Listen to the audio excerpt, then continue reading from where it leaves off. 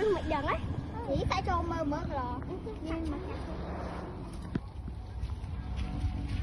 chà tê,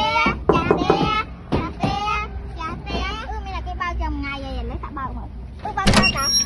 Một ngày em phòng bao cho. Chà tê ơi. Cái này đáng á. Men ta. Phải cho mơ mơ rồi không chà tê cái ta. Ok.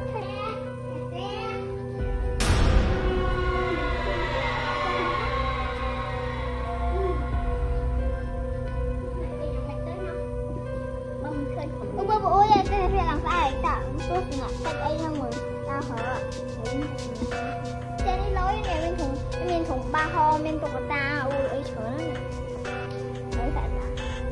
Hơi vào ngày đi ho đây cái đau kia. Nè nè. Người bên tình anh em á đâu. Tiêu không mặc cừ này ha cha ha nè tụi rồi cho nam ấy. Tà lỡ đau bảy thơ kia đau thơ cái nhạc cam ấy đang bảy cái tờ sao vậy ui anh trong ngoặc tên ấy cứ nghĩ mình chấm cái ra nữa ui mình thắng thế không phải dục năng anh vậy năng thế mà tao ê khi đi vô mà mới mình thấy mới mình thắng thế thấy hò hòn ta không biết úp không phải một bạn mấy khi là nghi cái nó dân quên vậy nhiều ngày ấy ta cho đây tập ôi giờ mấy cái đấy đi trai với chạy bị tét lá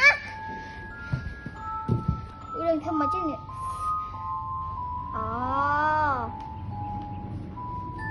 đi scan ôi giờ háo à ôi giờ hai cho đồng tục được ra hai người ấy trong việc mang hai nè người là phải cho mình ăn mau tự nhiên lại mang cái ăn nhà chẳng lại là vậy lục bút mơ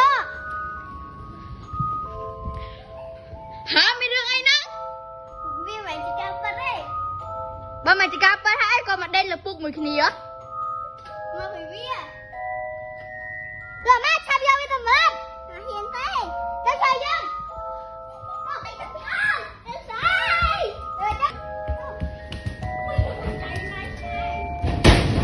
tôi chưa quẹo ăn đi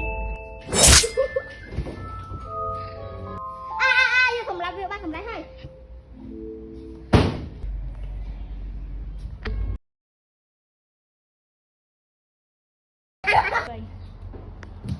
làm đây sao đâu ui hơi sáng nè ngồi đây bên đây